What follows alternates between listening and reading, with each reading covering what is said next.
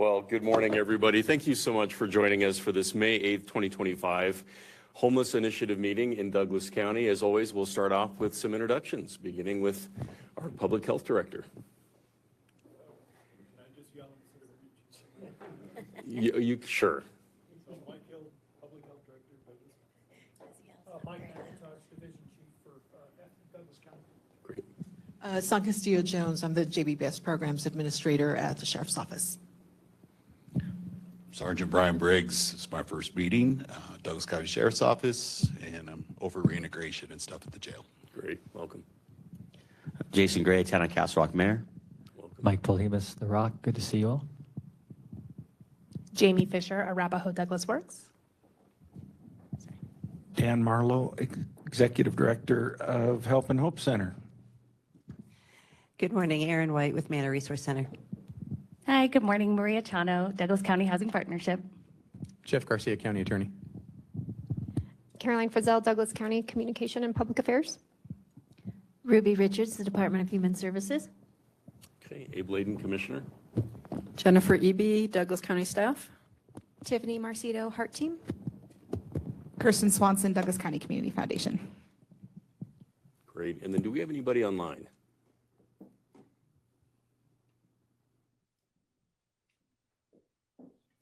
Wilson with Lone Tree PD.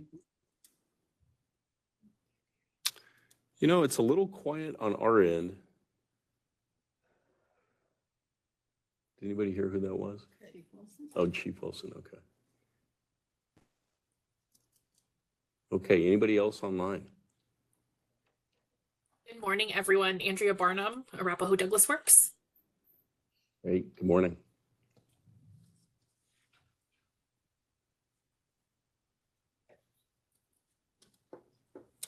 Okay, so with that, we're going to go ahead and get started. It is a beautiful day in Douglas County. These sunny days remind me of all of the fun and excitement we have as a community to celebrate together. And none of that is possible without your amazing leadership and partnership. Certainly in the Homeless Initiative, I think anecdotally, due to the phenomenal work of our heroes in the back, the Heart Team, I know you guys just met the other day, we have continued to see really no encampments, no panhandling, and folks getting housed and getting the resources that they need in our community. So tremendous job.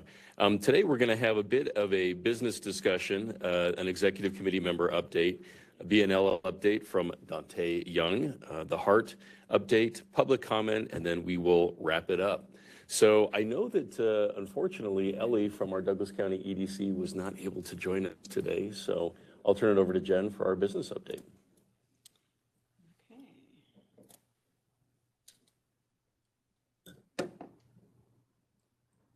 So we had a couple of outcomes we wanted to set this up with and talk with everyone about. So when we were thinking about what this could look like by engaging with the business community, what we were thinking was we would want to increase the safety of our community by reducing the number of people sleeping in parking lots. We want to see an increase in giving to the Douglas Has Heart Fund. Like to see a reduced number of people panhandling and increased public awareness. I want to open that up to everybody because I think that you know what we've talked about is, especially given where our numbers are and that it is a focus that we do want to engage with the businesses as robustly as we can and give them as many tools to help them address kind of people who are sleeping in their vehicles, panhandling that they're seeing outside of their stores and that sort of thing.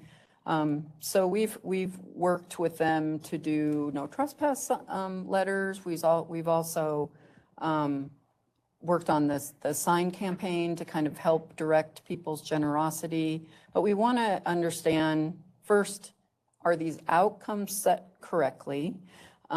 Is this kind of what the team feels is the direction that we should be going?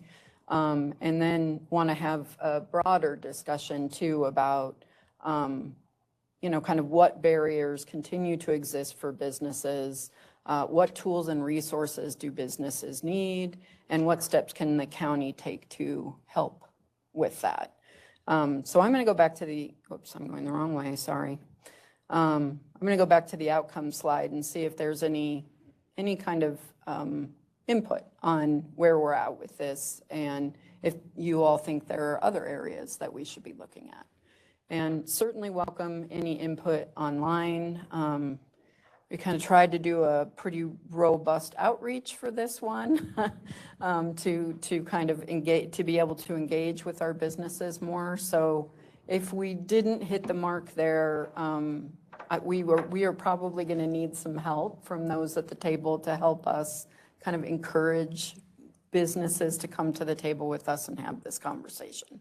Because it's not that easy to start a meeting and get people to engage in that way. So, Mayor Gray? Yeah, thank you. I was going to wait till our member update, but since it was about this, we've had some pretty good luck recently with engagement with police or our businesses to get trespass letters. In particular, we just got one from the outlet mall. We've been working on that for quite some time, and that's a big one. You know, and as we know, as we get into the summer months, there's a lot more camping, and the outlet mall parking lot is gigantic, of course, and so I think that's going to be real helpful, and we're doing that's a really good work from the HEART team in our police department. So, thank you. Great update. It's really wonderful, Castle Rock. Mike, you had a question. Yeah, I like the outcomes. The second one, third one, and fourth one all make sense. The first one, I guess, where it says increase safety by reducing the number of people sleeping in parking lots. I think it's a good outcome, but my concern, I guess, as I look at that is if we just reduce the number of people sleeping in the parking lots, then they're going somewhere else because they're still sleeping in their cars. And so I don't know, from what I've heard from people that are sleeping in their cars, parking lots are one of the safer places because they're kind of out in the open and people can see them. And we're seeing, especially like women that are sleeping in their cars, there's a lot of concern of safety. And I mean, I've heard of some like in the middle of the night, like people coming up and trying to get in their cars. And so, I guess I just look at this and go, I think, how do we reduce the number of people in their cars? But I think that maybe that's an outcome, but there's something in there that I think we might be missing, that we can't just remove them from parking lots, because then I think we're reducing the safety instead of increasing the safety, because they're still in their cars. So there's a deeper level of how do we address this to get people out of their cars and into places that are safe. So that was all. Yeah, Mike, I would echo that is exactly on point. And, I think the systemic issue is, this awareness that obviously you have gradients on a continuum, and, the least safe is on the street. We don't want anybody just hanging out, especially during the cold months, on corners and in areas that are potentially dangerous for them. Being safe in a car is no doubt probably warmer and more secure for families, but that's not ideal. And again, I think the work that we're doing with all of the people at the table here, including our HEART team, is trying to transition individuals not only off of the streets, but certainly out of their cars to a much more safe and secure environment. We get the trauma-informed perspective, and in many ways, providing a location and a space where they can get wraparound services. You can't get wraparound services in a car, right? And so we know that might be a stopgap for a night. And I don't think our HEART team, and I don't think law enforcement is lacking in compassion. I think we always try to lead with compassion here. We don't want to interrupt people while they're sleeping, or obviously there's it starts with the dignity of recognizing that these are humans struggling where they're at. But, what's amazing about our HEART team is that they're building relationships right there with individuals and connecting in a dignified way, beginning with their name, beginning with their story. And when folks want to have help and transition to a place that is warm and secure, and maybe it's a hotel voucher, or maybe it's the Aurora Navigation Campus, or now, thanks to Family Tree, maybe it is Goals. Where they can get in as a family and be in a really safe place. And obviously our faith-based community is doing a wonderful job too. But I think that's a really good point. It's the dignity of recognizing sometimes a parking lot is the only place a family might end up on a particular night, for a night, right? Other thoughts, comments around that? That's a good point, Mike. I think one thing from the heart perspective, when we make contact with businesses and let them know the activity that's going on around their property, if somebody's camping behind their business or if they're sleeping in cars on their property, the people that are working day to day in the businesses, they have compassion for these individuals, but the property owners who are in a different state may not know of what's going on in the parking lots or around their business, and they don't want that. But we try to ensure the people who own the property that, our team provides that compassionate approach. We want to make sure that their staff are safe, the people that are unhoused are safe as well, and they have the appropriate resources to navigate to for that safety. So I think that's the struggle that we're dealing with on the heart end, is making sure to educate the businesses that, yeah, you have this trespass letter, but it's not a bad thing. It could help motivate that person to take the next steps to better their situation rather than just sleeping in their vehicle. We've helped numerous people over the last month with vehicle repairs because they're just broken down in the parking lot. It may run a little bit for heat, but they can't get anywhere. So they're just kind of a sitting duck in a parking lot and just trying to survive.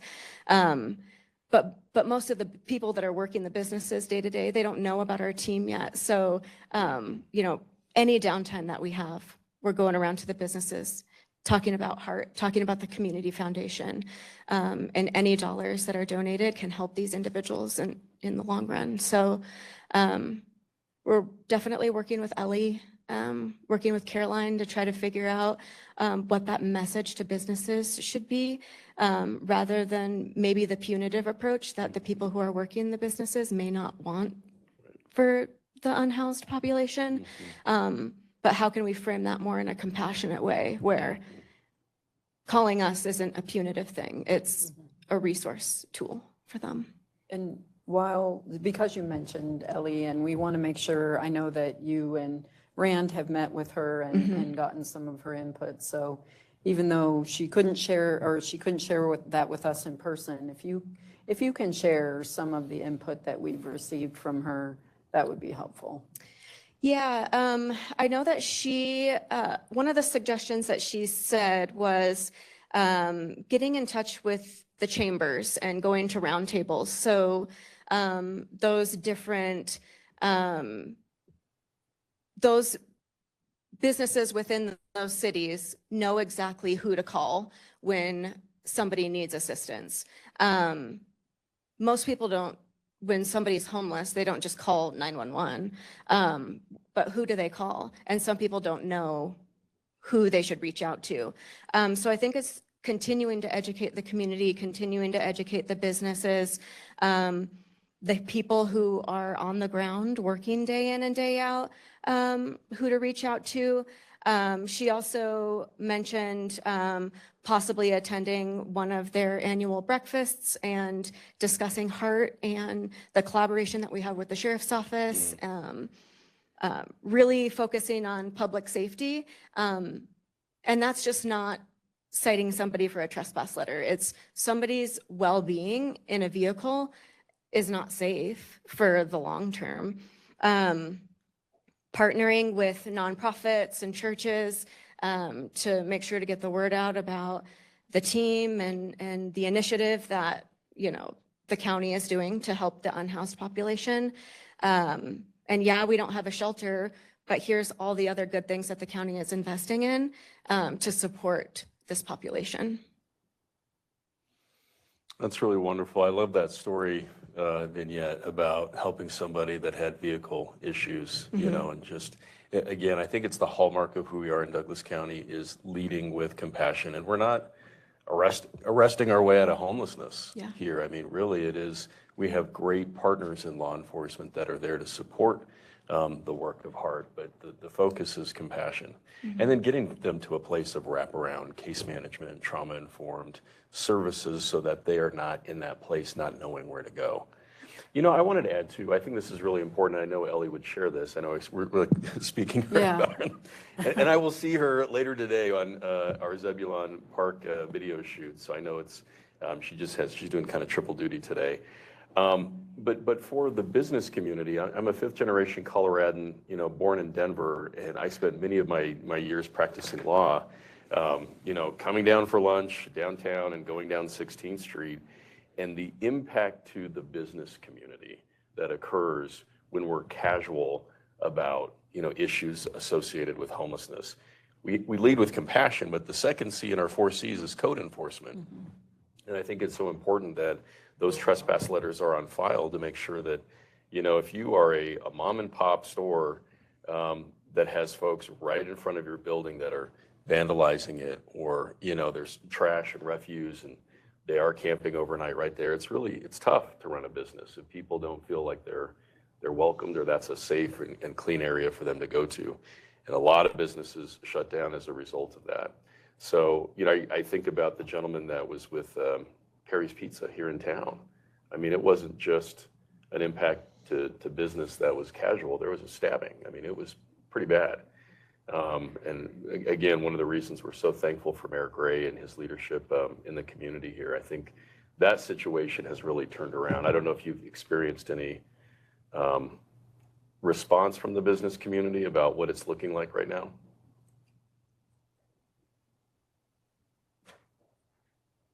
Thank you, Commissioner. Yeah, I mean, we're getting a really good response from our business community, and we're still reaching out between HART and CRPD, trying to make sure they know that there is a resource, that you don't have to, feel bad for somebody. You can actually do something, And again, as a small business owner, in the past, I've had employees who are worried about getting to their car or worried about getting to the dumpster, and that kind of thing. And we want to have compassion, but we also have to have safety for our businesses and the people who work in our small businesses. Yeah, that's a great balancing. I'm wondering too, and I'm really glad our HART team is here. What is it like? Maybe you could fill in the blanks and kind of color in that picture of what does it look like when you're engaging with the business, and what are you seeing on the ground out there in the community when you go to some of these areas, these businesses? Yeah, so I know that when they go to the businesses, they go with the deputy as well. And so HART provides the information on the county initiative, what HART is doing, that they're a resource navigator. The sheriff's deputy is there, letting them know about their rights as a business and the ability to have a trespass letter on file and what that looks like, provides them with a template if they need some kind of guide to make sure that their trespass letter contains the correct information, if there is a length of time that it needs to be active, what kind of information needs to be on that. And then they'll check back with the business in about a week so they can make sure that they're letting the property owners know, or the business owner, whoever owns the land, know. Sometimes it is difficult to get a hold of the people who own the land. I know that Greg was working on this strip mall in Castle Pines for about 3 weeks, trying to get a hold of the property owner in another state. And I will report on this in my report, but he was able to contact the individual. Deputy Ward was able to provide the template for the trespass letter. And they got a letter that covers 18 businesses. So I think just the persistence and just educating them on what they need to do and what that can look like, and kind of help them through that process. They're doing that, but it takes time. But I think continuing to make sure that we are scheduling those follow-ups and making them is an important piece.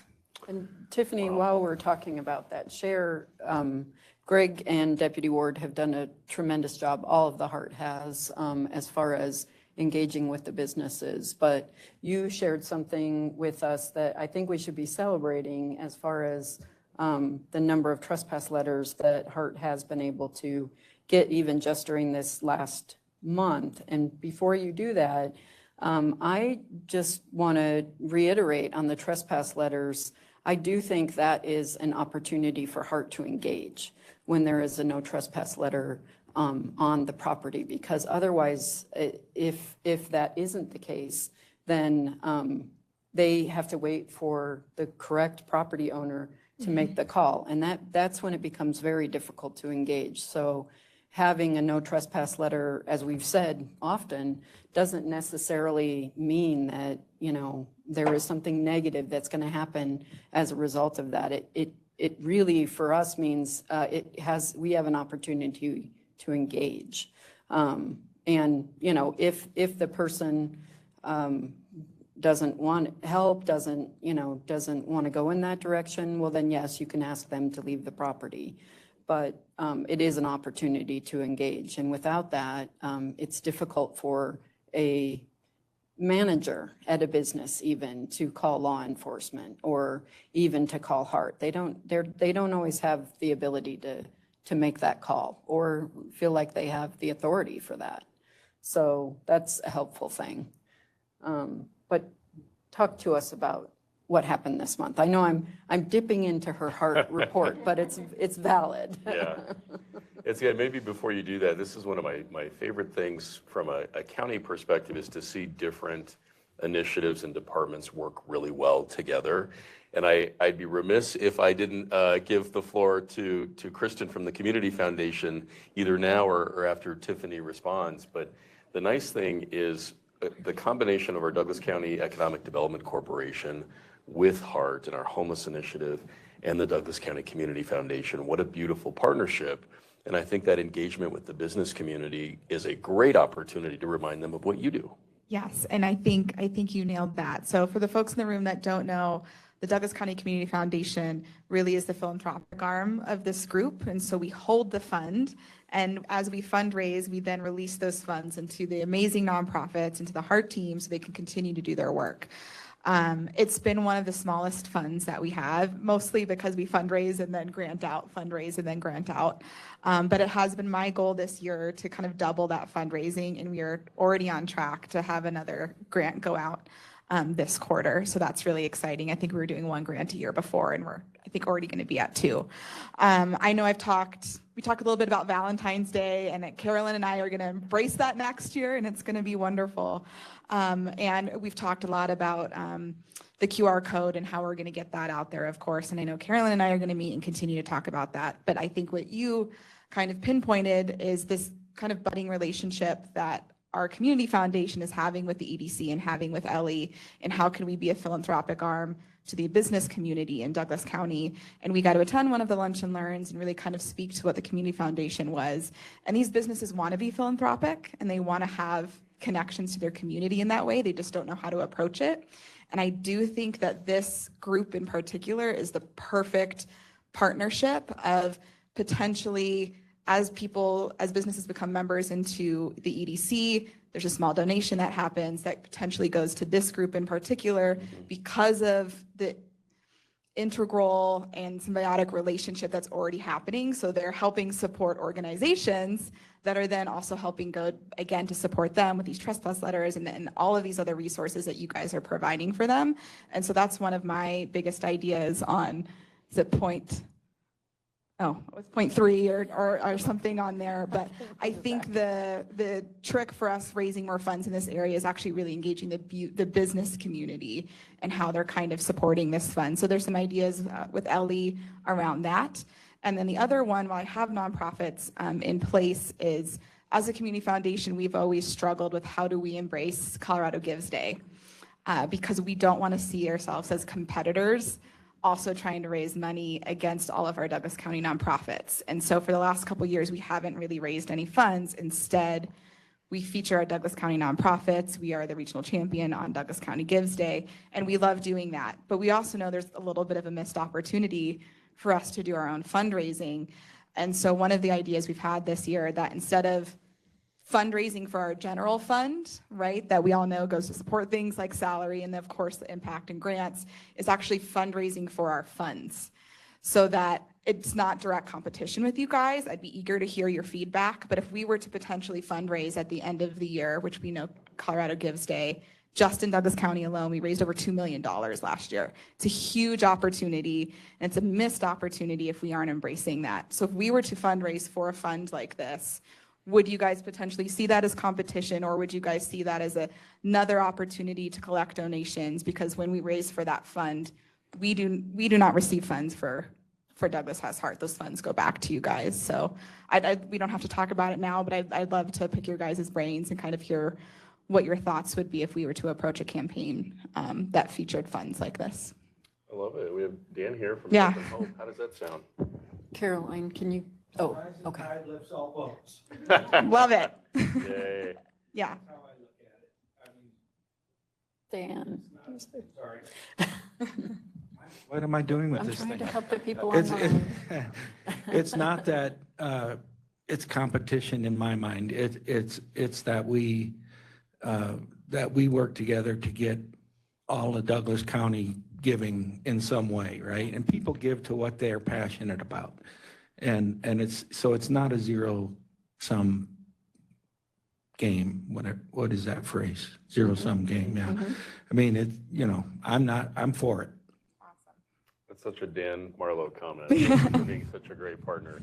Well, it's the motto of the Community Foundation, which is give where you live. And I'm always a both and, let's find a way to get all the nonprofits the resources we need and you.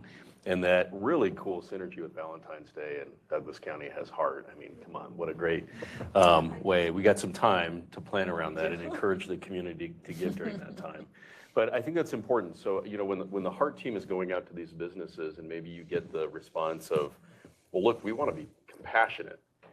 What a great segue to be able to introduce the Community Foundation and say, great, here's a compassionate way to give and know that 100% of those donated funds are going right where they need to go.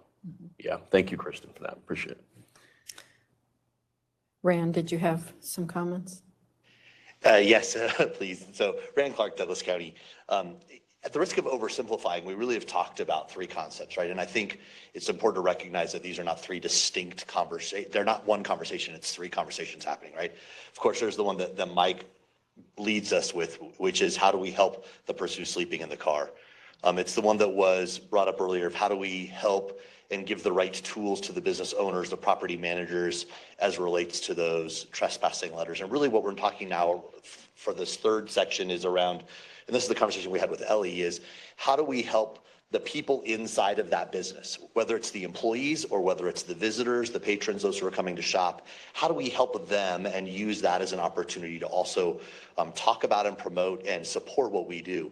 And are we getting them the right tools? And we asked this question of Ellie. We have these great handouts on help signs. They're meant to be quick street sign on the road, not congest traffic, not distracted driving.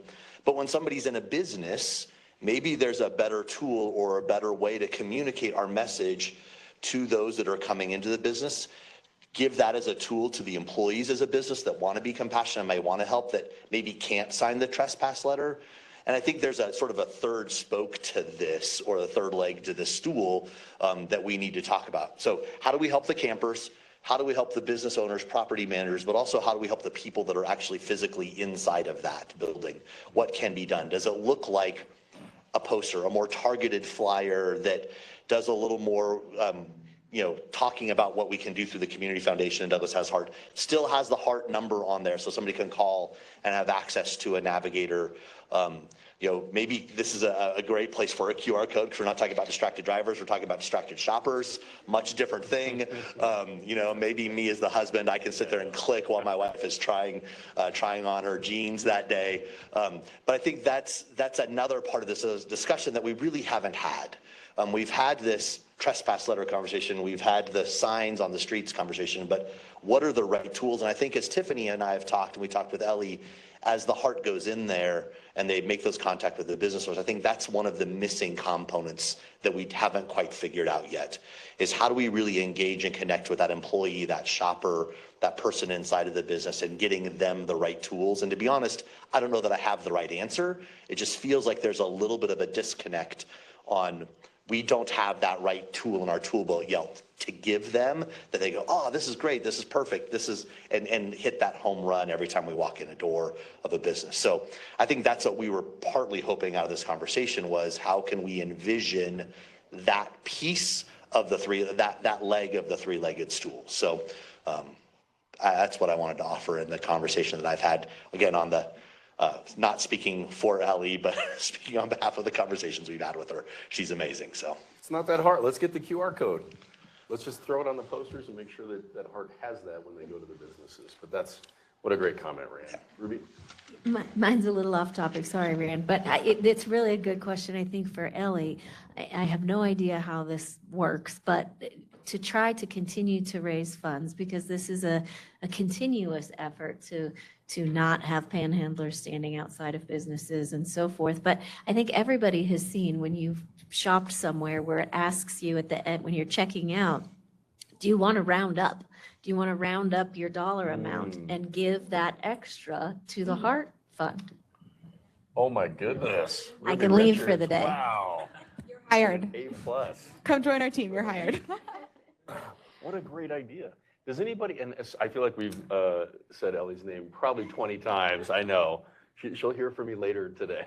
One other thought on Yeah. this, though, too, is I think is if the businesses can take some pride in being a part of this, right? Yes. So if they can feel some ownership that our business supports this, not only because it helps our business, so people will come in, but our community is important to us. So Yeah. messaging that in some way, that we stand behind this because we want a beautiful community.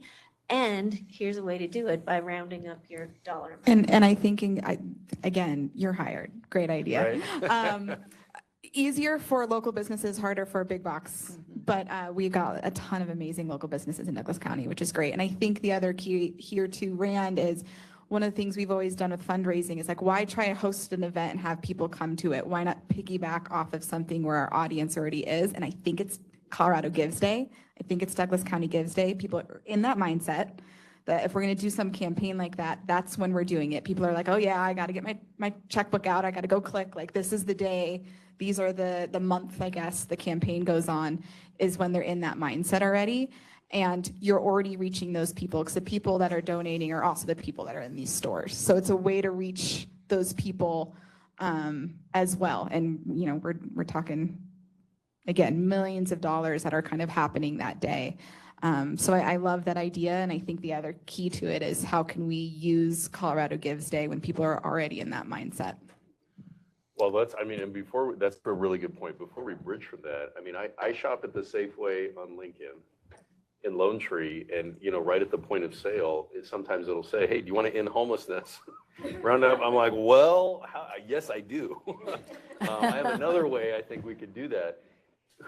And I am, as a layperson, I don't know how you would connect with, how does that even work where you have that at the point of sale?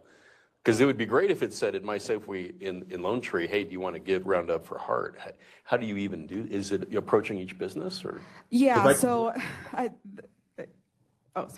so the big box is harder. They normally have national campaigns, right, with big national size organizations. That's not to say, I think Safeway is actually one of the places where you can get local. And so I think it's just someone from my team reaching out and having those conversations. And the good thing, unlike the Valentine's Day, where I think we did it in a matter of a week, we do have some time, I think, leading up to the end of the year to start to have these conversations.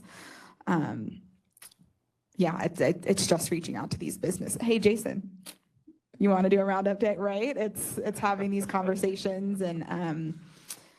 But I also don't think it needs to be a one time. Yeah. You know, I think it could, especially with local mom and pop businesses. At the very end, I like how you said that. If it just said, do you want to have a Heart round up, or do you want to round up with a Heart, or something along those lines? Because I do think people, that's everyone's biggest concern is, where does the money go that I'm giving? And I definitely know going out the window, it's going nowhere good. So, you know, when it's going to these foundations, how do I know? So if we had that and lots of messaging about what the community foundation is and how these dollars, what exactly they support, I think it could be a year-long thing. Yeah, and then just one other way to do it, Abe, because I know you're always thinking of what the solution is really similar to, I don't know if your kids have done, like partner with Chick-fil-A and PTA puts it on. The way that they run those campaigns is they just collect the receipts for that day and then know that they have to do 15% back of whatever it is. I wouldn't recommend doing that every day. That's difficult for a business, but if we did want to do a one-off day, that we don't have to have the technicality of getting into the point of sale system, and it's really just about a partnership with the businesses for that day, then that's a really simple way to do it, is everyone goes by and says, hey, I want to round up, or I want my 15% to go to the Heart Fund, and then the business actually just collects the receipts for that day and knows that they're then going to give a check at the end of the day. So again, another simple way to do it, lots of ways to approach. I agree, and I'm the least techie person on the planet, but I know that there is a way to do this, and there's nothing I love better than a great idea, so thank you, Ruby. I think that is brilliant. But I also like hitting the easy button, you know, and when you're just paying right there to have that right on the point of sale. I think that would be a great project for the EDC. That's one of those EDC slash community foundation projects for the year, and use the county. I wonder, Rand, or who would it be here? We could even lend our IT support to that to get to the bottom of how to do that well and quickly. I mean, I don't think it's a brain buster. Somebody knows the answer to this. Yeah. I have a quick comment. I don't know if you're familiar, but when you said PTO, our school elementary, I don't know if you know, with Keen Supers, you can attach your nonprofit to their card. It's like $900 a quarter that our school gets, and it's easy money. You just have to have the campaign and get people to link their cards. Huh. Mayor Gray? You know, and I was going to add, like, as a small business owner, I think that if you did it year round, it would lose its panache but I think that if you did it like, for the month of February 1st, maybe, you know, and then, hey, June, we're going to do it again, round up. And I know with our POS system, it's pretty easy we already have a tip thing on there.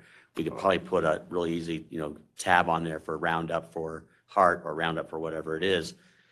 But I think that if you do it every single day, you'll probably won't get as much buy-in from businesses, because businesses are like, I'm always asking them to give to Heart every day to come in, right? Yeah. You know, and 75% of my customers are daily customers, and so eventually they're going to say, I did that yesterday. Come on, man. Yeah. You know, so I think that if you do a campaign where you do it for the month of February, maybe you do it again for a couple of days, you know, whatever, you know, there's always a day of giving here and there for whatever charity you'd like to do. And I know that, you know, a lot of small businesses are tapped out a lot of times, right? They're asked to give to different schools or scholarships and that kind of stuff. So I think there's a way to target it, and I think that you can get more bang for your buck that way. Well, it's really nice to have a mayor who's also a business owner. So my sense is you have the answer to that. Is anybody opposed to us launching a really big county-wide campaign in February, to the mayor's point, around Give to Heart? Let's get it on all the point of sale systems, and really with Caroline's support, I think maybe reaching the entire community and her communications colleagues around doing that. That's a good point. I mean, there's fatigue with giving. But if people, I mean, Douglas County citizens love traditions, right? They love looking forward to that thing that happens every year. If we just give to Heart during the month of February, that's perfect. I like that. I want to cue Caroline up a little bit here, because she has done some kind of work around some companion messaging that would be companions, say, to the Douglas, you know, the handouts don't help signs that are throughout the community, but we have some prototypes or drafts that we wanted to share with this group and get your input on that. So you want to? Yeah, absolutely. And I'll just, before I move on to that, I was sitting here doing a quick Google search, and Rounded Up America is the nonprofit, and Kristen sent it to me too. So is kind of the vendor that helps with the Roundup campaign. So I've submitted a form, and we'll see what comes back. Okay. You already submitted the form? Yeah, sorry, I was multitasking. That's so Douglas County. Good job. Good job. So on to the Douglas Has Heart campaign. As we were thinking about how do we transition this campaign from intersections to businesses, we really wanted to focus on the impact. You know, we don't want to focus on the problem at these businesses. We want people to know when you give to Douglas Has Heart, you're helping people get food, you're helping people get shelter. And so that's why we kind of leaned a little bit more on the Douglas Has Heart piece of the campaign and not so much handouts don't help, because when you're outside of that intersection and outside of that scenario, it doesn't make as much sense. And so this is one draft. We just wanted to get some feedback I have all three. on. You want me to? Oh, do you have all three? Yeah. Oh, great. So this is one of them. We have the QR code, and then just kind of really briefly explaining where your money goes if you click this QR code and you donate. So happy to take any feedback now or later, but we propose kind of getting these out to businesses as an initial start to drive this campaign. So I pulled your next one up. So we have three kind of different ideas, I think, with what this could look like as, we're trying to engage with customers at businesses and kind of also use that as an opportunity to spread the word about HEART and what that can, how they can provide assistance as well. So that is the second one, and we have one more, and I can go back to any of these.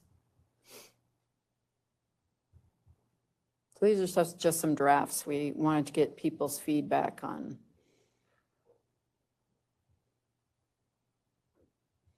So again.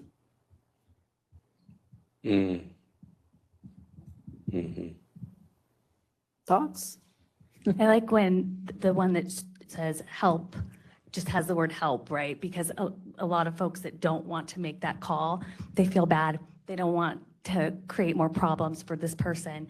And so just that phrase itself, not commenting on the photo or anything else that involved, but just help starts with heart, I think is really a good tagline. That's great. Any other input? How's this sitting, everybody? Tiffany?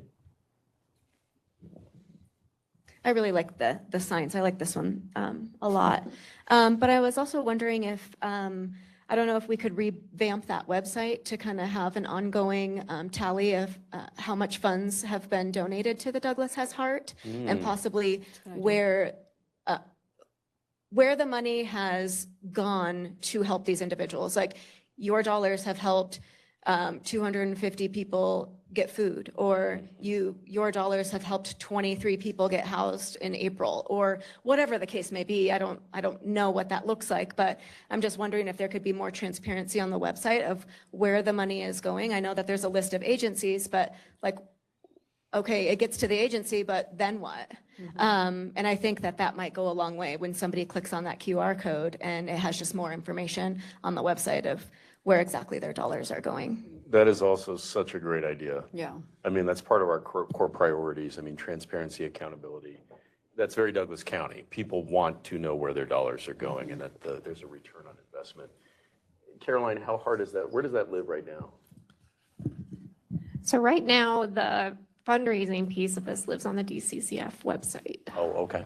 So that's where we're pointing folks to.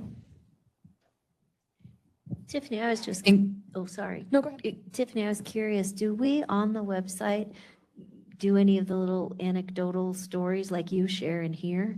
Those are the things that really touch people, is when they hear the story of, the gentleman whose car got fixed, so he doesn't have to be living in a parking lot. Exactly right. Yeah, I think I could connect it. We took that strategy with American Cancer Society of $1 goes to this, $2 goes to a wig, like just attaching it to something. So I think it would be working with our nonprofits to have real numbers of kind of what some of those look like. It's this many meals, it's this many beds, and with heart. And again, I want to be transparent and make sure that those numbers are reflective. Now, will it be any given moment of time? No, it kind of gets spread out, but I think that's absolutely something we can do. One of the things I've come in to do is to do more impact reports for our foundation in general, and having that transparency on our website as well. So that's right up in our wheelhouse of what we're doing. We can make that happen. Well, and I hate to add to your list because you got a lot going on. We got a meeting later today.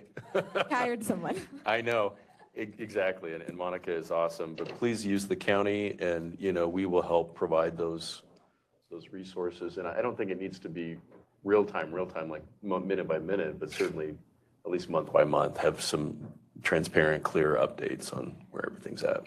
And that information too, and the stories are super helpful when we post on social media. We have an ongoing post every month to push this as well. And I think those stories always kind of bring a fresh perspective, so we can just work on that. Yeah, I like that. Let's maybe for, is that June? When do you think you could come back with showing us what the website looks like? Do you think June or July? Yeah. Yeah, we I can think look at so. that. Okay, we'll add that as an agenda item. Great. Before we move on to executive committee member updates, I do want to check with the folks online to see if anybody had any comments related to this business discussion or anything along those lines. So please feel free to unmute if you have that option, if you'd like to jump in on anything.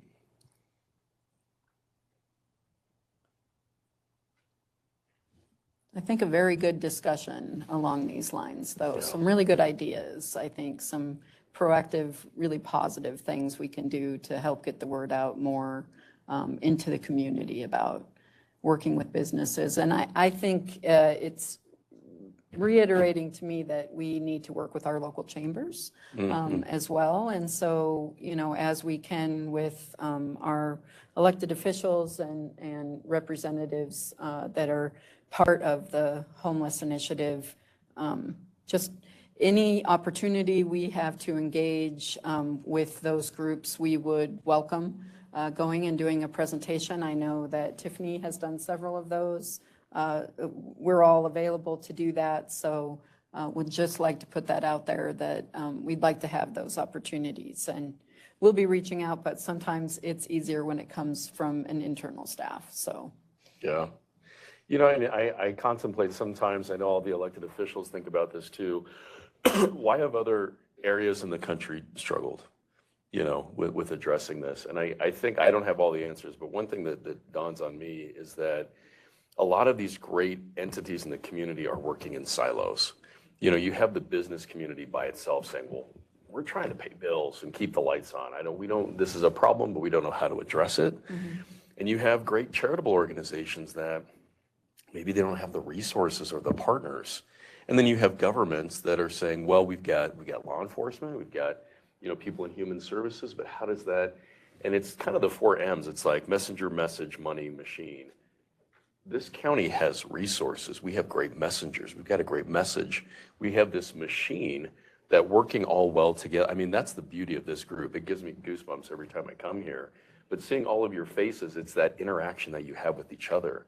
And especially law enforcement. We couldn't do anything without the strength of our public safety professionals out there. You guys are truly our heroes. So that's encouraging, and makes me look forward to June. We're going to rope Ellie in. Yeah, she's coming back. So, Okay. Jen? Well, let's go ahead and move on to executive committee member updates. Appreciate for sure the robust conversation on the business end. It's something we will continue to bring forward and continue to have ideas along these lines, because it will make a big difference, I think, as far as how we engage. So you'll see more of that, but do we have any executive committee member updates?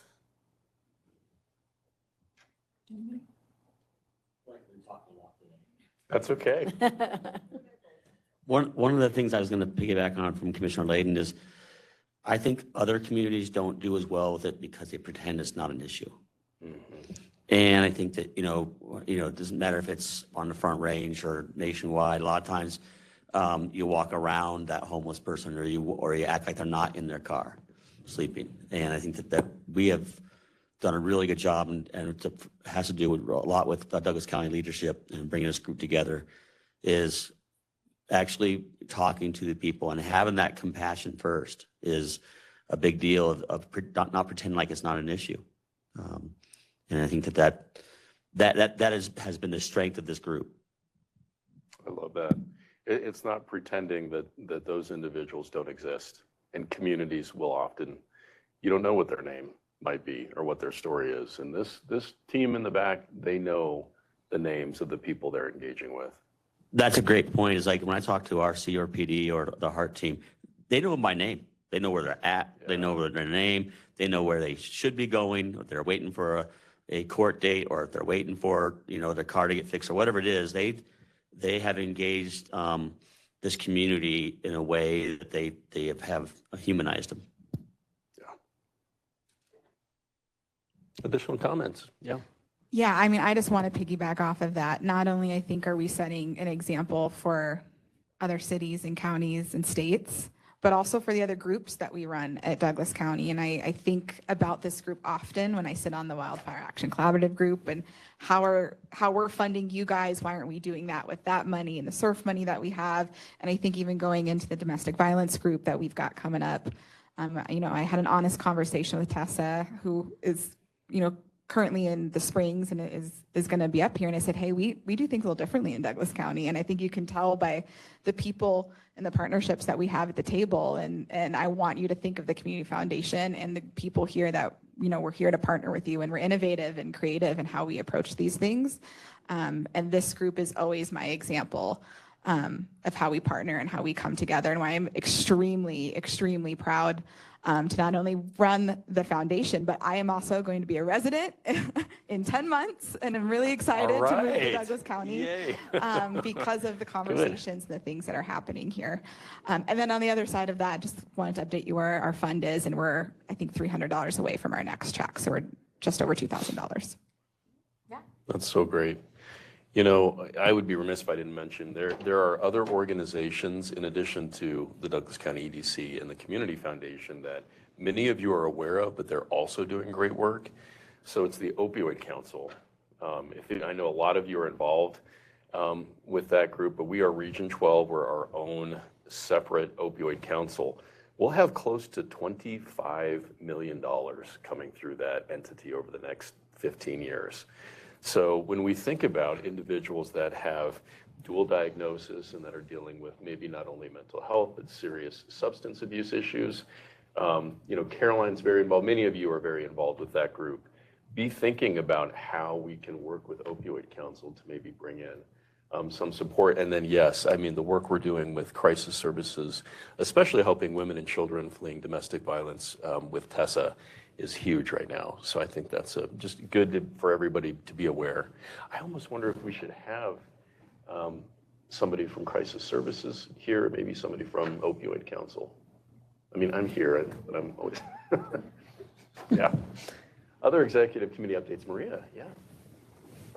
So Douglas County Housing Partnership is working on launching a housing navigator. So this is something we've been talking about for a while, to work in partnership with all of our other colleagues, focusing on older adults and homeless services and so on.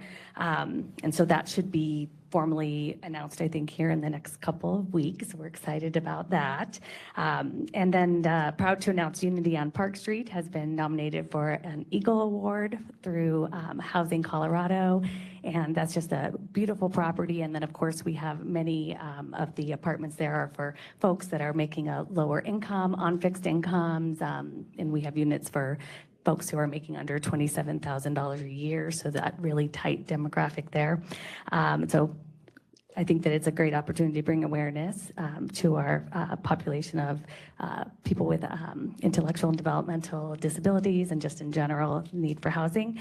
And the Housing Partnership is also continuing to work with Denver Regional Council of Government to share the results of the needs assessment they developed, and the local needs as well, which definitely highlights a significant population of that 30% AMI and under, so that under 30,000 a year mark, that we just have a serious need there. So highlighting the importance of the work we're doing here, because we know as costs are high for renting and folks run into hard times, they're displaced, lose their home, and those folks in those lower income areas are often the ones that get hit the hardest. So a couple updates there. There's a lot going on, and thank you for having me here. And again, I appreciate it.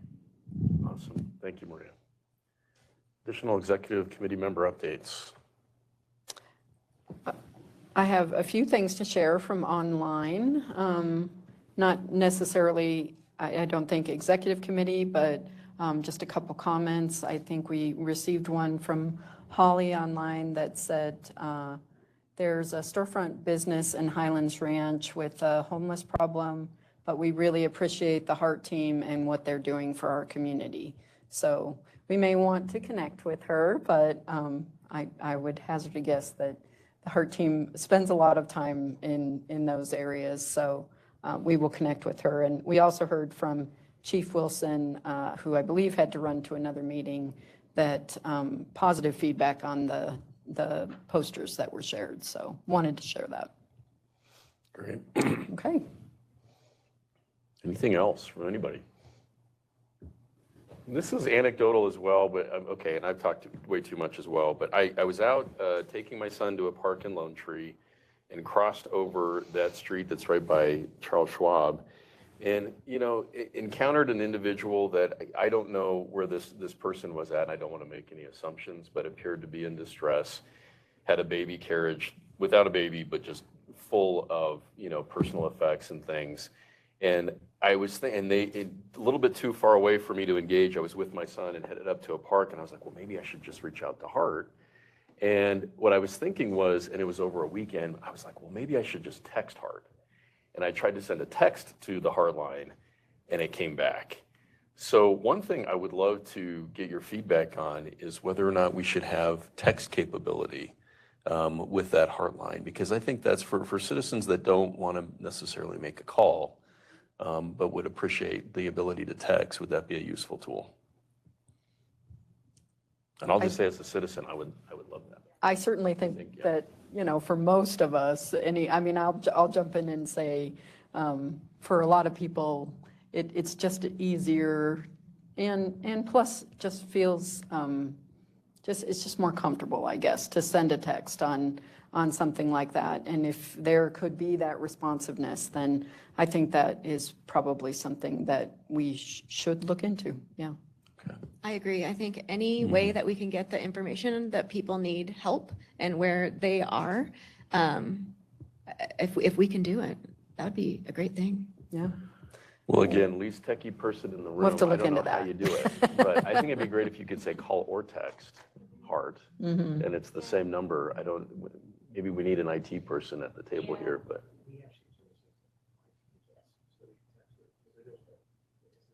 Really? Okay. Fantastic. Anybody opposed to us looking at that? Okay, well, we'll take that as some official action. have some- Yes, yeah.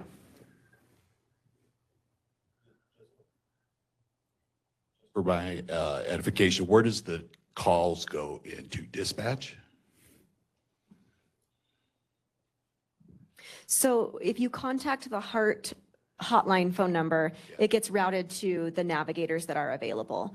That are on duty, so if it's not on duty. Then it gets routed to dispatch. Okay, so And- that's why I don't know the text part. We'd have to probably Yeah. ask dispatch about that. From just a logistics side, would they be answering the text then? That's why I was just curious, so that would be Yeah, I my don't know only how. thing. We'd have to check with dispatches in the jurisdictions, but Yeah. it's a great That's a really idea. good point. when I get it, but- We can certainly, engage with them, check with them, and see what that could look like. Yeah. I think we currently have pretty much 24/7 coverage of some sort with Heart now. What percentage of that, of calls are going to dispatch, and maybe what time? That's a really good. I have that data, so that's why I came to the table, because I've got the Okay, spreadsheet.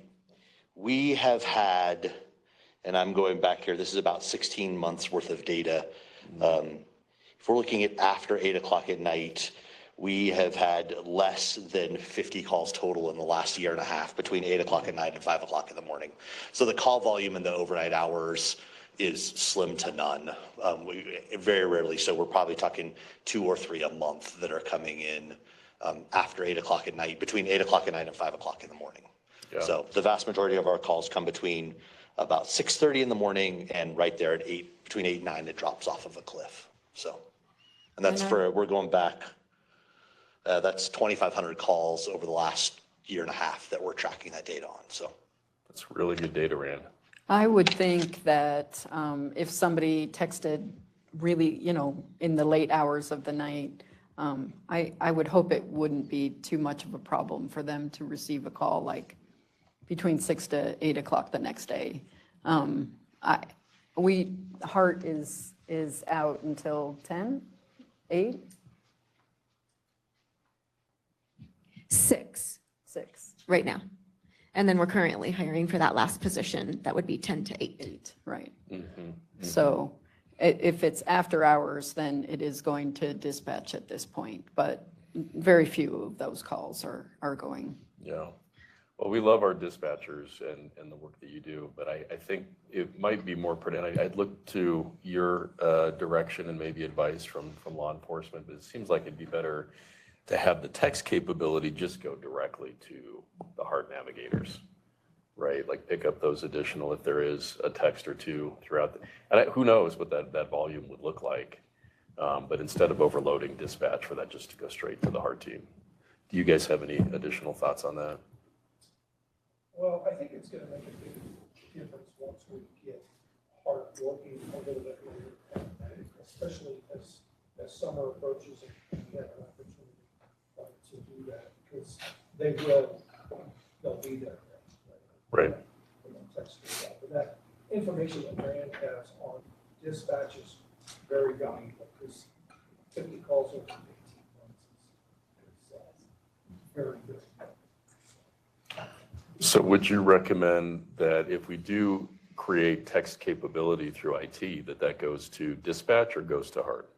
Well, Can we pass the mic over to? Oh, sure. I think one of the difficulties would be is the messaging couldn't be you can text until 8 and then after 8 call this, just you can only call. So, but I do think that we can work it out so that anytime somebody texts, it would have to be available 24/7 like the phone number is. Yeah. So. Yeah. Well, and you could have a response if it was after hours to be like, heart is off duty, please contact your local law enforcement if this is a life-threatening emergency or somebody needs their welfare checked, or some kind of messaging, I would assume. Mm-hmm. On a timed response Yeah. to text, yeah. I would think so too, but we can explore that, Mm-hmm. absolutely. I would never want to message even though, we want you guys to rest and refresh and have time. I would never want to say heart is off the clock. Heart is always available to our citizens. It's just who's picking up that call. And after hours right now, it's dispatch and it's law enforcement. But the right message, I think, would be appropriate there. Yeah, for sure. Yeah. For sure. Yeah. Okay. Well, thanks for helping us think about that, you guys. Anything Okay. else? Yeah. I think our next item is an update from Dante Young on the by name list that Hart and our partners have all been working on. So we wanted to allow Dante to come in and give us some of the background of that. I really feel like this is an exciting development in our data. So excited to have Dante talk us through that a little bit. All right. Welcome, Dante.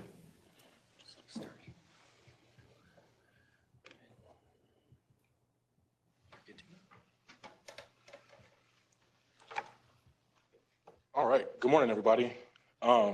It's funny. When I was walking up here, I was like anticipating like a roaring round of applause, but I know. Yay!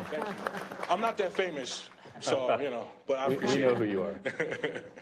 Thank you. So my name is Dante Young, and I'm a heart navigator, and I'm just going to be giving you all a quick little snapshot of our by name list, and just explain some knowledge about how we utilize that tool.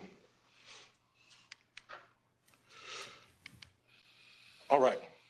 So when we think about our by name list, I want to ground us in some shared knowledge and shared language around how we use this by name list.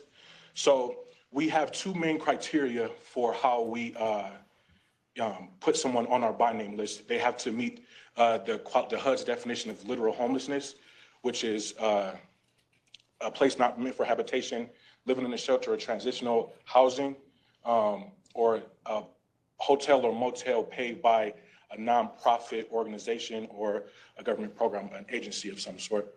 And the other piece is that they must have been unhoused in Douglas County, and they must have been contacted or provided a service during a reporting month by a heart navigator or other community partners in Douglas County.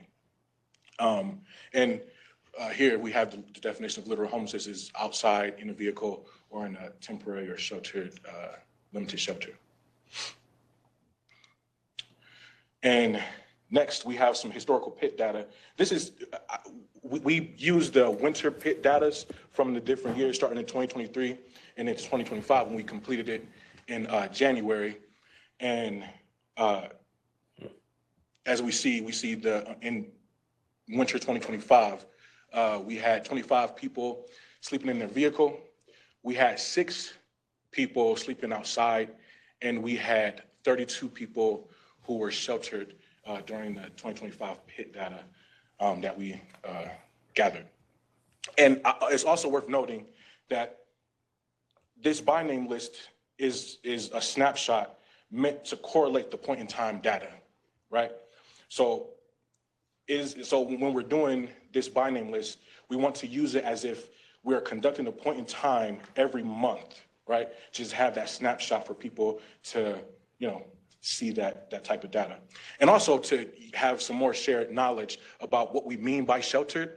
What we mean by sheltered is people who are in emergency shelters, AKA goals. We have our goals campus, we love that. We also have transitional housing, which is our DC Cares network, and then hotel vouchers paid by an agency. That is what we consider sheltered.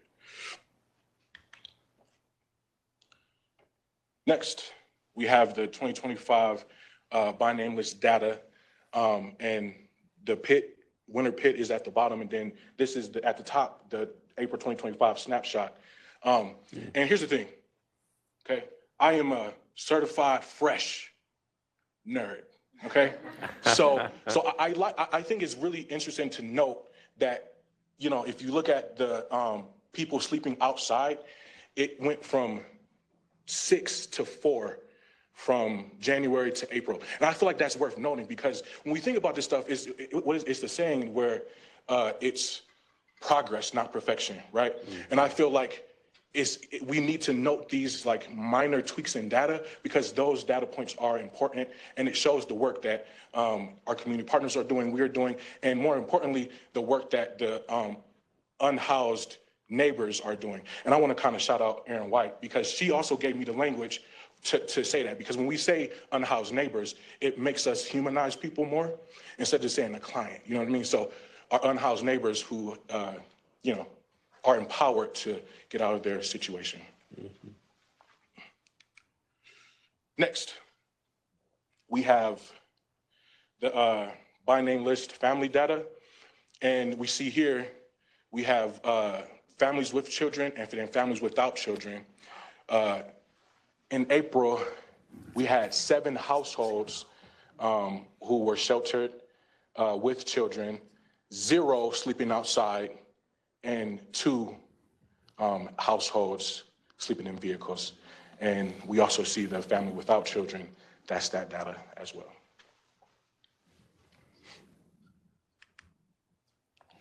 And so, as we all know, Douglas County has met the qualifications for functional zero. And as a veteran, I think it's really heartwarming to see that we provide that wraparound service, right? Those wraparound service to our veterans. And it's always heartwarming for me as a veteran to see that we're doing the work to make sure that we are making contact with people and making sure that they can be housed and be safe and have a place to stay. So I think that's just also worth noting as well.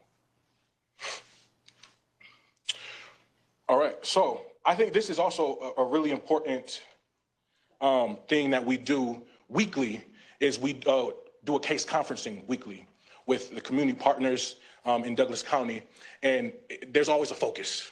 There's always a focus for what we want to focus on for that week, and it's a veteran focus, households with children, and households without children. And then we during the meeting, if we don't have a focus group of people that we're talking about, we just talk about resources, and we collaborate on different neighbors in our community.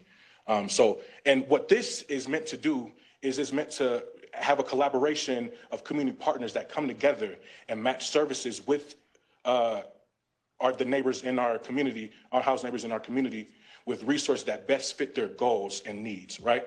And I feel like it's really important that we do this because we're providing that housing plus wraparound service that we provide for these people, right?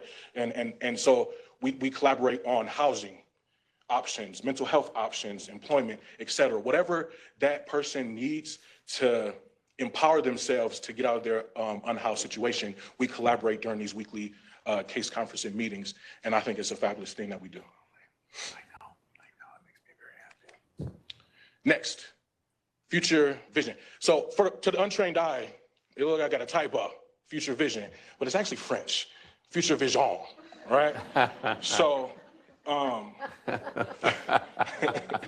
so the future vision that we want to do is we want to enhance our by name list, right? We want to make sure that the data we're collecting is always accurate and up to date, and that we are doing what we can to make sure that we're doing the things right in that by name list to make sure we provide good data. Next, collaboration with our community partners. I'm talking to someone from Manor Resources right now for someone, and it's amazing, right? So just that collaboration, enhance that collaboration that we have with our community partners. Next, expand our resource knowledge. I don't know how many times Greg and I, in the mornings before we get out on the road, we talk about different resources in Douglas County, Denver, Colorado Springs, wherever. We have those conversations. And then along with all the other heart navigators, sometimes we go for lunch and just talk about different types of resources that we can provide to our unhoused neighbors. So there's that. Also, real-time reporting data, right? I think that's what's important, right? Because we want to be able to provide this real-time data for people to see the impact that we're doing and the impact that our unhoused neighbors are doing to, better the situation, right? And then last, functional zero for families and singles. That is also another future vision that we have is that piece as well. All right. Any questions? Dante, what's your favorite color? Green. Ooh, me too. Me too. Yeah. The inmates or clients or guests at Club Doug, we have 44 that recognize or identify as homeless. Do they count as people that are temporarily housed? Can you repeat that question one more time? People in the county jail that identify as homeless, would that be considered temporary housed for the official definition? Yes. Yeah, they have to be there for in an institution for 90 days or more to be considered housed. So anybody less than that would be considered homeless still if they were homeless before entering your jail.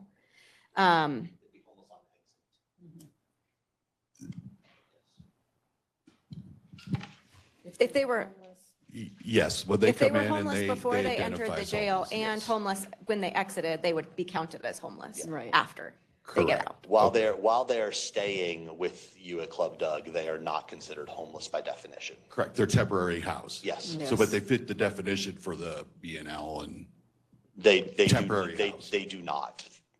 While they're in the institutions would not be considered transitional housing. So we would count them the day before they came in, and we would count them the day they came out on the by name list. So they'd essentially be in a temporary status. So because it's not considered housing, it's considered an institution. So broadly speaking, when those are in institutions, and Sarge, we can have some conversation offline about how to account for the jail population. I think it's a valuable point of data for us to understand. But from a by name list, as we're working on that, we would be tracking them before they come in. And then if they're there for less than 90 days, we would track them we would start to track them as leave. And of course, we want to work with you to help that reintegration piece to hopefully move them from the jail into housing or into some sort of care place where they can receive care on exit and not back into homelessness. And so that would be the goal, would be to divert them on exit from the detention center. Okay, So, yeah. 34 of the 44 are out of county.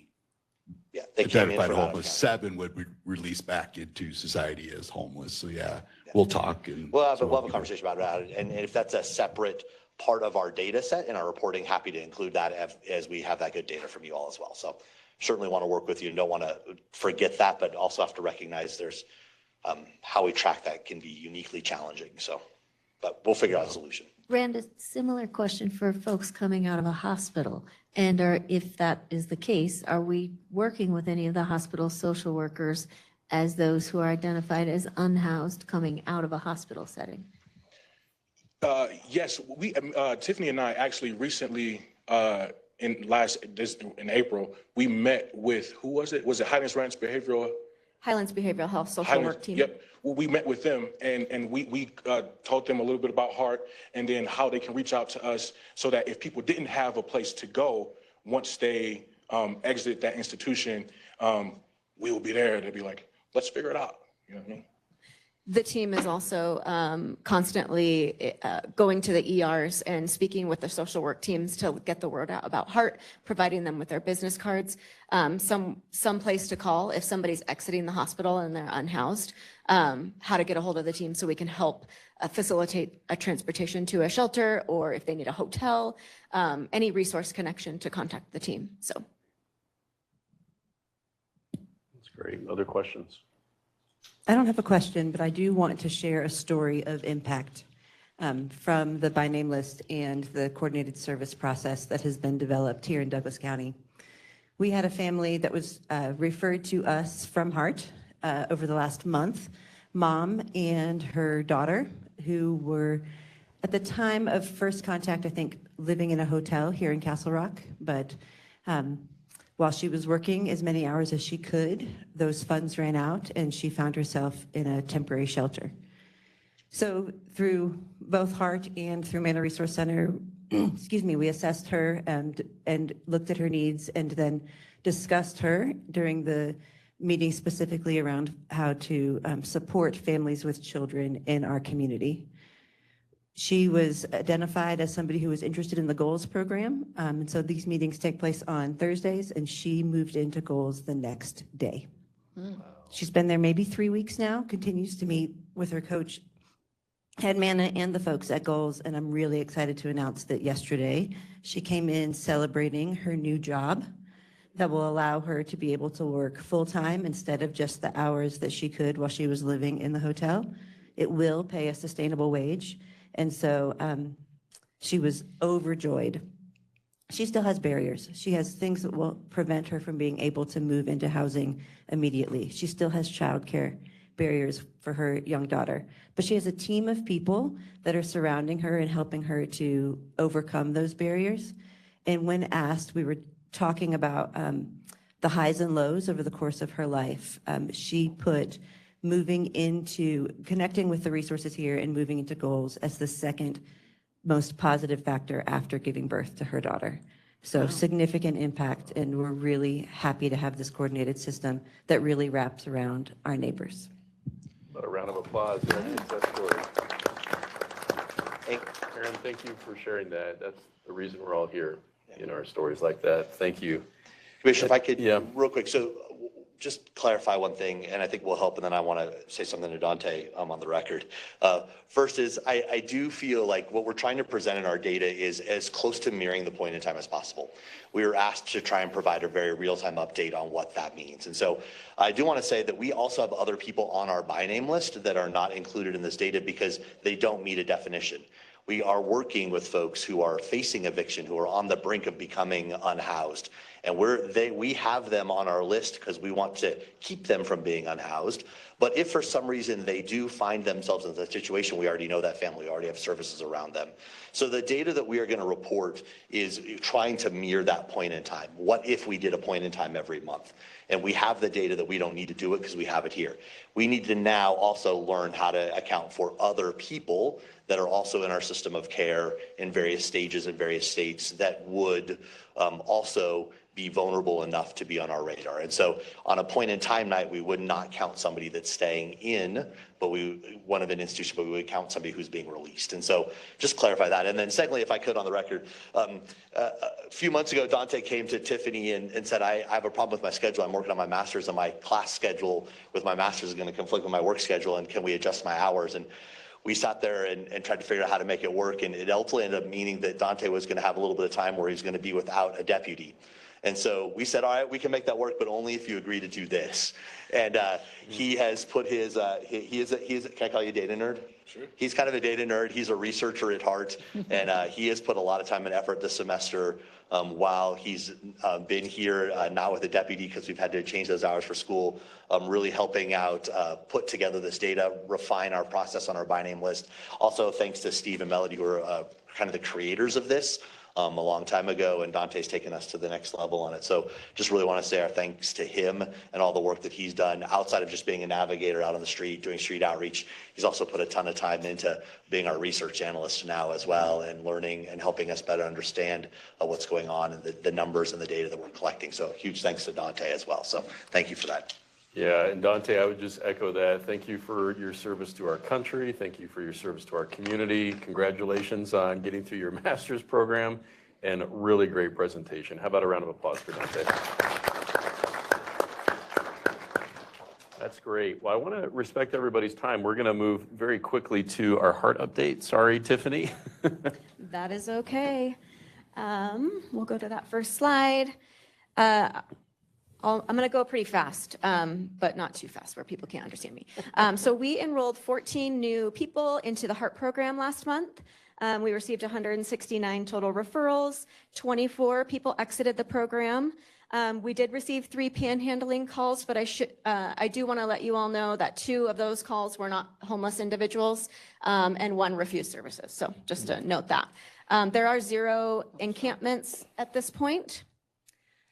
We had 13 business engagements. I did want to touch on Jen's comment earlier about us logging business contacts. Since we started at the beginning of the year, HEART has interacted with 89 businesses, and we've obtained with the Sheriff's Office 52 trespass letters.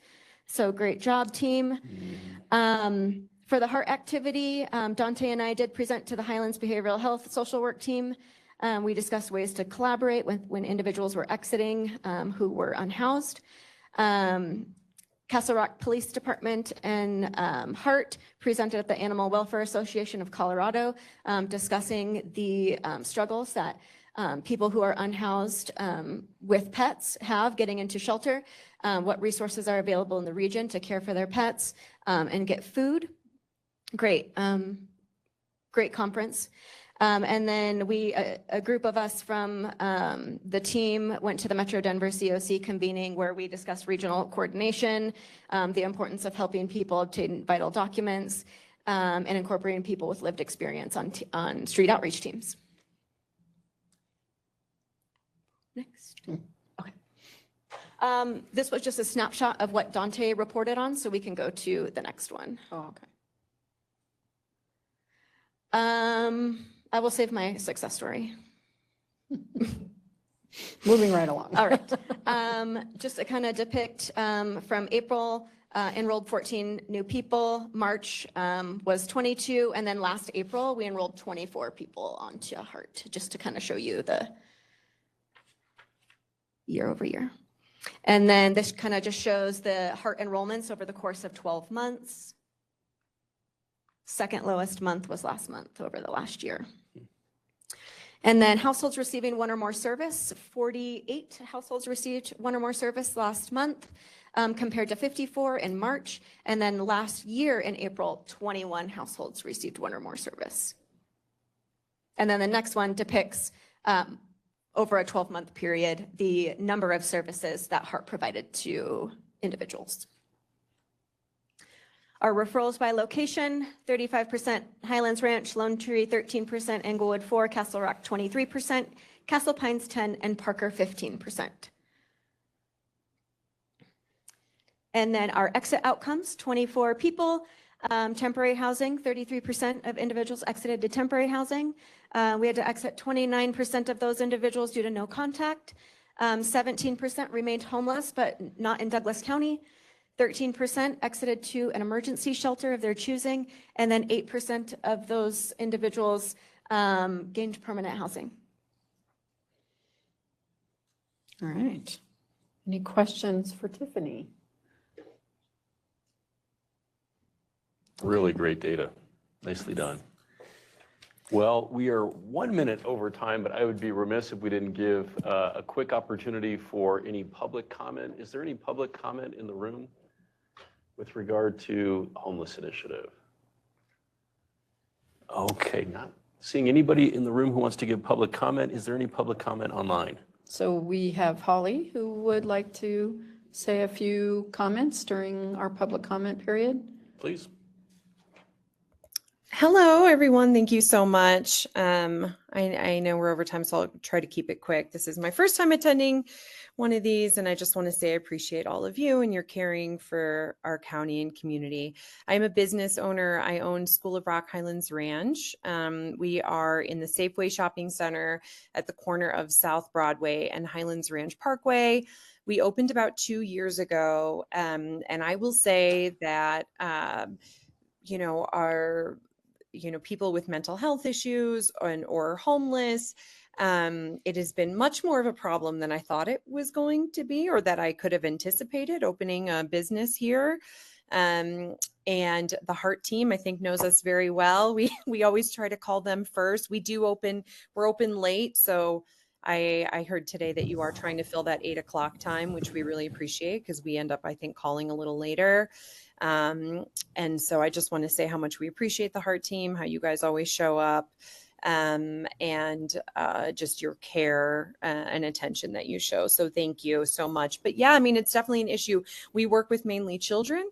So we've had our children, our students that are coming and going. We've had them harassed by people out there. We right on the patio. We're trying. The tough thing is, as you guys had mentioned today, that our landlord is, I think they're in Arizona. And so they're not really around very often. I guess Safeway is supposed to be the one in charge of a lot of it, but we don't really talk with them very often. And so we've tried the trespassing thing.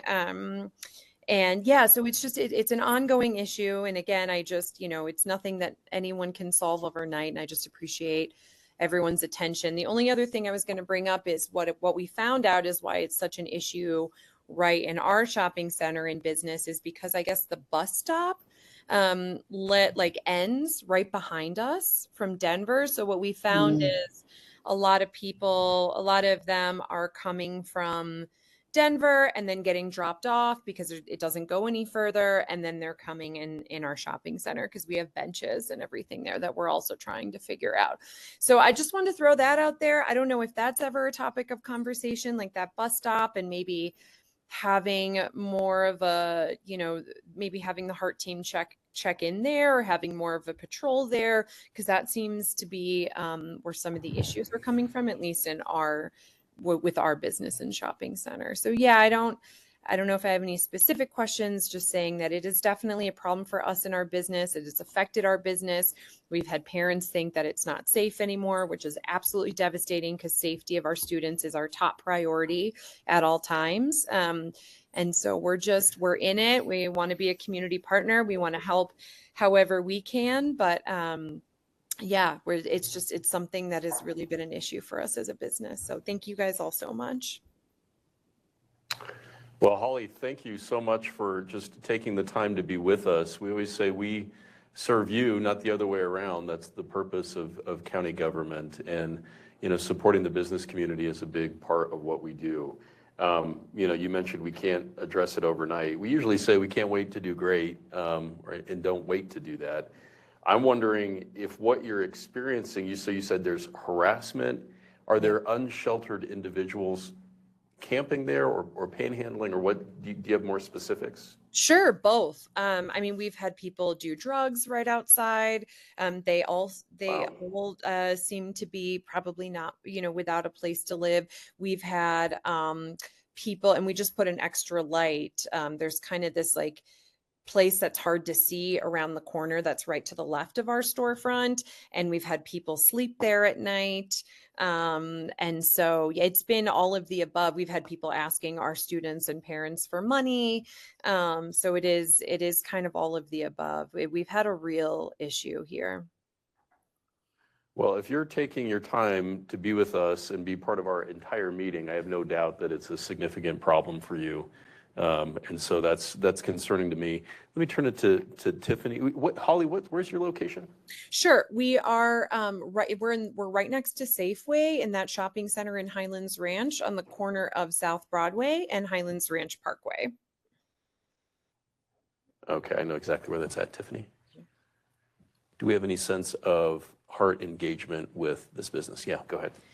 Yeah, I know that the team has been called numerous times for activity in that area.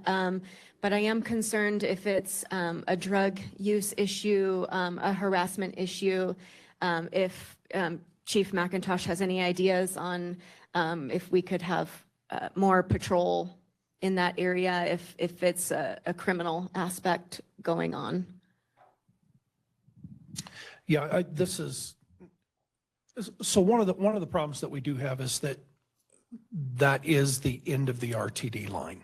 And literally, they will kick people off the buses there and not take them back. So sometimes they get on the bus, really not knowing where they're going to end up, and not be able to get back into. So I think that RTD plays a role in this, and there is now some RTD law enforcement that I think that we need to start working with. The other piece of that is when we start talking about that type of activity, harassment, when we start talking about criminal events, we've got to know about that. And if you think about this location, it is right next to our substation. Correct. So we have an opportunity to get a little bit more involved, especially if there's criminal activity that's going on. So yeah, from an awareness perspective, this is something that I can get to our patrol folks. Our patrol folks brief for their graveyard shift at 9 o'clock at night. So there are actually patrol deputies that are leaving our parking lot at 9 o'clock at night. So I think that there's some things that we can do in the near future to be able to have more of a presence there.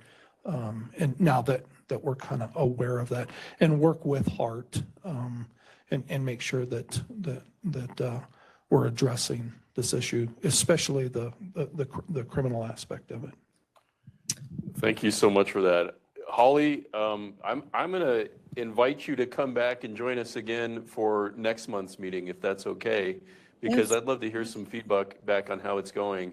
It sounds like we're going to laser focus on this and make sure that we're really attentive to this issue. And I would love to hear back from you next month how it's going. Is that okay? Absolutely. Thank you so much. I appreciate all of you. Thank you. Thanks, Holly. Any additional citizen comment? I think it sounds like we have 23 people online, but I don't know if there's any citizen comment online. I don't have any additional. Okay. We don't have anybody signed up in the room. Okay. Well, we're overdue, so I will forego my closing comments other than to say tremendous thanks, and we appreciate each of you. Enjoy this beautiful Douglas County day.